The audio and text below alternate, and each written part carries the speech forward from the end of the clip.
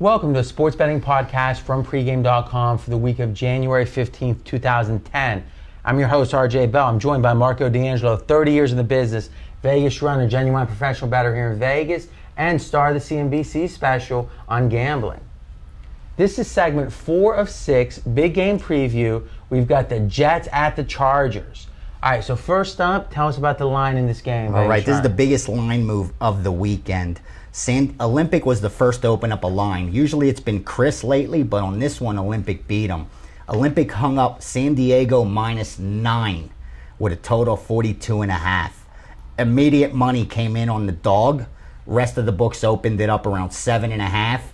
As of today, we're looking at 7, and the total's down to 42 from 42.5. So we've seen a 2-point line move in the direction of the dog since the opening number. Now, 2 questions. One is, and I've never asked this question, I don't know the answer, so I'm actually interested. Though I have a feeling about the answer, when you have a book like Olympic that's not afraid to take a big bet, but they usually don't put up the first number, when they do put up the first number, my instinct would be they want to put up a skewed number or a number that's going to seemingly be attractive to one side because they want that action. Does that make sense to you? Yeah, absolutely, because Olympic is notorious for their owner having an opinion and not being afraid to stand on that opinion. And remember, if you're putting an off number up, you only got to win less than 50% of the time because you're getting 10 to win 11 instead of 11 to 10. And the further support that you're thinking is correct, you see it all the time. Even with steam moves, if the Greek doesn't agree with it, he won't move it as much as everyone else. Sure, he'll move it a point, maybe 1.5 points, so he doesn't keep getting hit on that side, obviously. But he won't go. He'll be a half point. He'll stay shaded, so he's always getting exactly. You only need to be one iteration away from the norm to get the action. Because they look at the screen and say, that's the best number. Exactly. And sometimes he's right, sometimes he's wrong. But he is one of the few sports books that takes that kind of money and from that kind of clientele that does still have an opinion. So when we had our pre-show meeting, we're guessing the lines. No one guessed 9 on this game. So clearly, they said, I'm jumping Chris to get this number out, and I'm putting a number where I know I'm getting dog action, pretty much. So we got to say that there's a very sharp bettor, the Greek, who owns Olympic, saying he likes San Diego to win big. Exactly. Though the wise guy said, we think there's value here. In the points, exactly.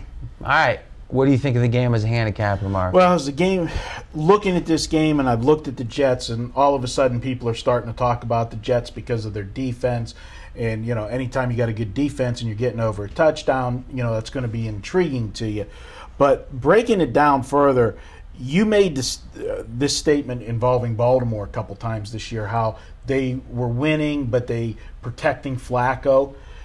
The Jets are protecting Sanchez. They haven't had a turnover in 3 straight games. He's thrown 3 straight games, less than 20 passes. They're running the ball lights out right now. That's been the key to their success. Number 1 rushing team in the NFL. 630 yards rushing in the last 3 games. They're running it over 40 times a ball game. The Jets right now almost look like a Steeler type, offense. The way they're trying to pound the ball and just minimize. All right, so they're protecting the rookie quarterback. What was he? Only the 4th quarterback in history to win a road playoff game as a rookie. So we know that. Now the question is, what does that mean for this handicap? For this week, he's not going to have the luxury that he had last week of Cincinnati's struggled down the stretch on offense. San Diego's going to put points up. I don't care how good this Jet defense is. San Diego's got too many weapons. Are you surprised of the 42 total? Because what, too high? Well, he's saying too low.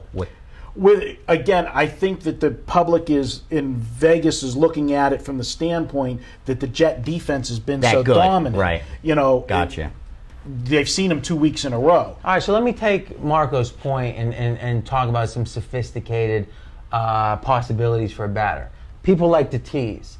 At 7, especially if it goes to 7.5, which again, you expect public action, though New York and the Jets are a very public team too. San Diego, the proximity to Vegas makes them a public team too. Not to mention they have a flashy team.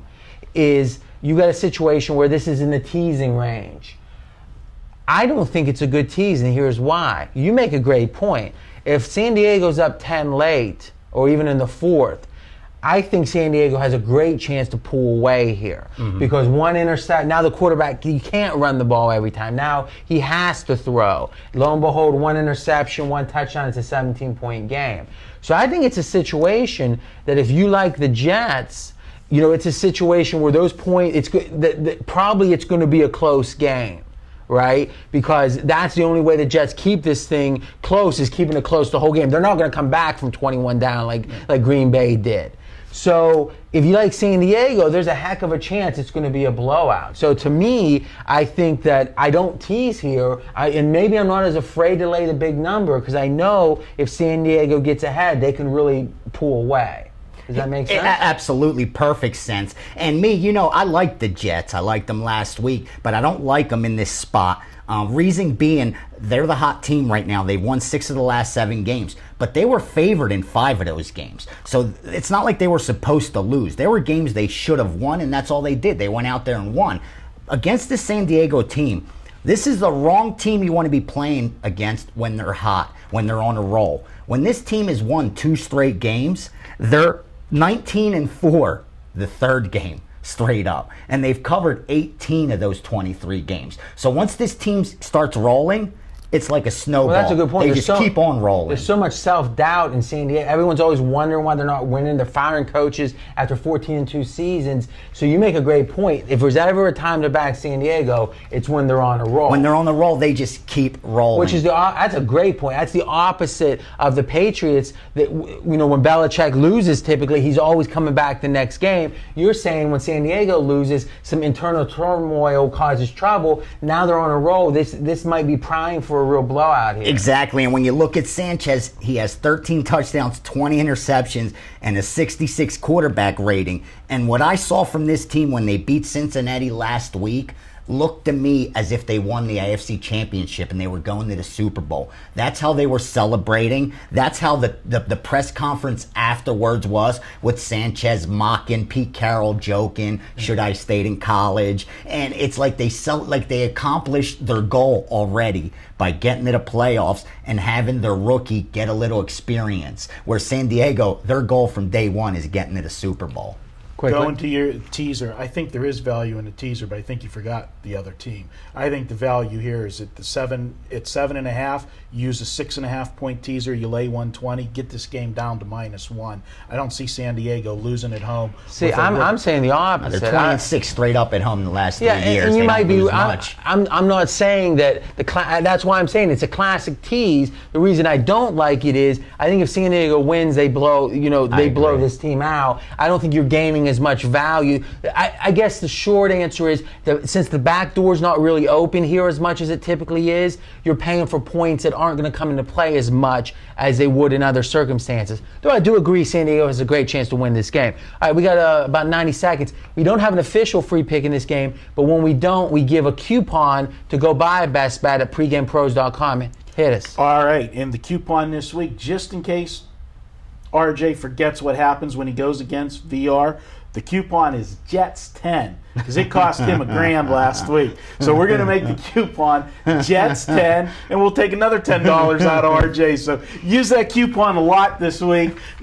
How you doing? How long did you think on this? You're so he is so happy right now. I'm just like He's a happier sniper. for me than I'm for me. It's like lobster with a big lobster I'm and taking you to a dinner, big bowl of man. butter, man. So go to pregamepros.com, load up your shopping cart, put Jets10 in, you get $10 off. That's all one word. All one word, Jets10. And the best part of all, if it's a $10 pick, it's free. All right. Now, real quick, 10 seconds. Who's really hot?